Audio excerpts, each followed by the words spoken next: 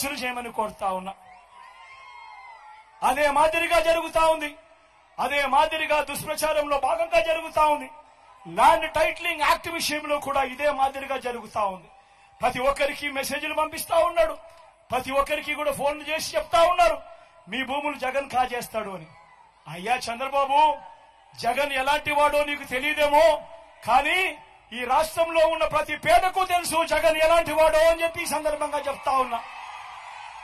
జగన్ భూములు ఇచ్చేవాడే కానీ జగన్ భూములు లాక్కునేవాడు కాదు నీ మాదిరిగా అని చెప్తా ఉన్నాడు.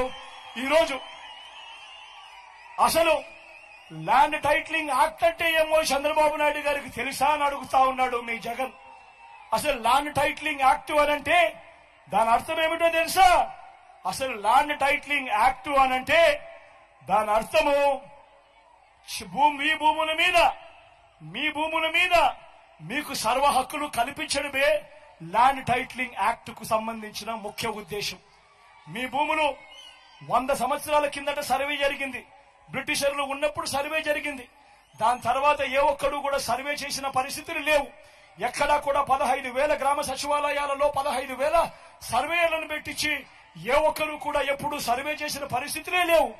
ఆ పరిస్థితులు లేక భూములన్నీ కూడా సబ్ డివిజన్ జరక్క, భూముల కొలతలన్నీ కూడా సరిగ్గా లేక అమ్ముకునేదానికి కొనేదానికి ఇబ్బందులు పడతా ఉన్న పరిస్థితులలో ప్రజలందరూ కూడా కోట్ల చుట్టూ తిరుగుతూ, రెవెన్యూ అధికారుల చుట్టూ తిరుగుతూ వాళ్లకు డబ్బులు ఇచ్చుకుంటూ ఇబ్బందులు పడతా ఉన్నారు అని చెప్పి ఈ పరిస్థితిని మార్చాలి అని ప్రతి ఒక్కరి భూమి మీద కూడా వాళ్లకు సంపూర్ణ హక్కులు ఇవ్వాలి అని మొట్టమొదటిసారిగా 100 సంవత్సరాల కింద జరిగిన సర్వేను మళ్లీ రీసర్వే ప్రతి గ్రామంలోనూ చేయించి వాళ్ళ భూముల మీద సర్వ హక్కులు వాళ్ళకి ఇచ్చేదానికి బౌండరీస్ నాటిచ్చి రికార్డ్స్ అన్ని అప్డేట్ చేసి ఆ పత్రాలన్నీ కూడా రిజిస్ట్రేషన్ చేసి మళ్లీ ఆ రైతన్నలకు వాళ్ళకే ఇచ్చే కార్యక్రమం జరుగుతా ఉంది అంటే ఇంత గొప్ప కార్యక్రమానికి చేతనైతే మద్దతు పలకాలి కానీ దాని మీద కూడా లేనిపోని దుష్ప్రచారాలు ఇవాళ జరుగుతా ఉన్నాయి.